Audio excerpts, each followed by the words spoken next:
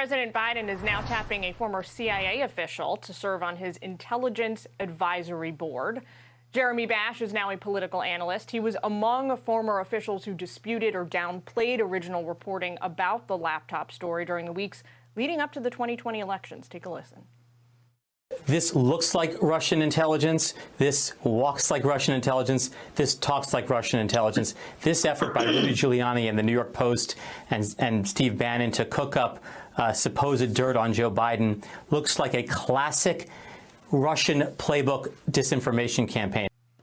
Let's bring in Jimmy Failla, host of Fox Across America on Fox News Radio. Jimmy, Facebook, let's talk about Facebook for a second, because they are now insisting to anybody who will listen that they have this amazing plan to keep disinformation completely out of the run-up to the midterm elections.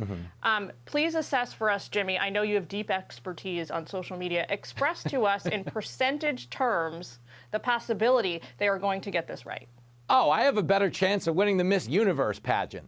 Although that's probably a bad analogy, because these days I could compete in it, technically speaking. I think you would do very well. Hey, girl, thanks for that.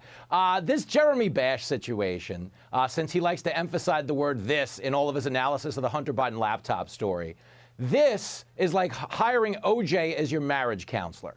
This man has no basis to be inside the White House working in intelligence ever again, GT. In a more decent time in this country, anybody who signed that letter never works again. Yo, they were actively helping the FBI, the intelligence community, mislead the American voters in the run-up to an election. And we know that they were aware this was misinformation on their part, because the Director of National Intelligence, John Ratcliffe, said in October of 2020 that this was legit. And oh, by the way, Hunter Biden's living, breathing business partner came forward to put his name and face behind the laptop story. So I'm not saying this is a Republican, like I'm mad at Biden. I'm saying this is an American. Nobody trusts our intel community. Nobody trusts the Justice Department. There's a reason they didn't give the crew on the Titanic a raise at the end of the cruise.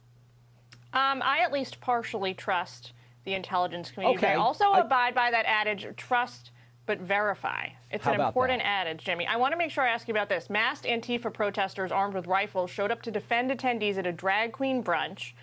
Children were present.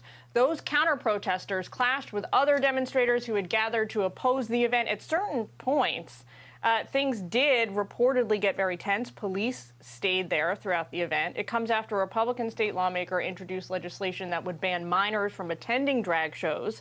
This after footage circulated in June. It showed kids attending another drag show in the Dallas area. Jimmy, I mean, why can't parents send their 2-year-olds to drag shows if they want to?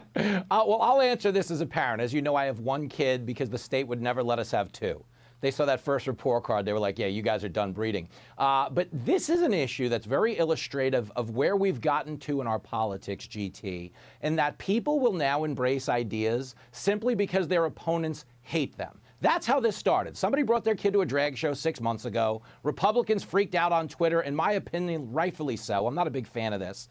But that made it like a branding exercise for a lot of Democrats to now double down and triple down and say, hey, we're doing more of this. And now we have this garbage culture war being fought, where the one thing no one's discussing is the kids. Okay? This is more about political power. People will embrace the dumbest ideas in the world if they think it trolls the other side. That's how defund the police got started. Okay? Defund the police obviously didn't help any of the people it purported to care about. Crime rates spiked. Murder rates went up. But that's no different here. There's nowhere in the world there's a kid who's going to be better off, okay, if he attended a drag show at the age of 2. And mind you, I'm not bashing drag shows. The way my radio show's going this week, I'll probably be dancing in one tomorrow to pay my mortgage.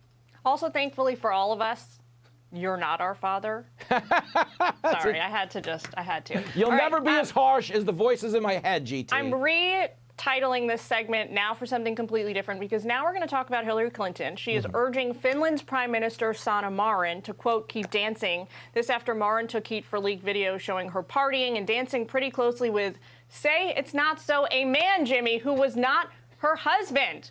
Clinton tweeting, as Ann Richards said, Ginger Rogers did everything that Fred Astaire did. She just did it backwards and in heels.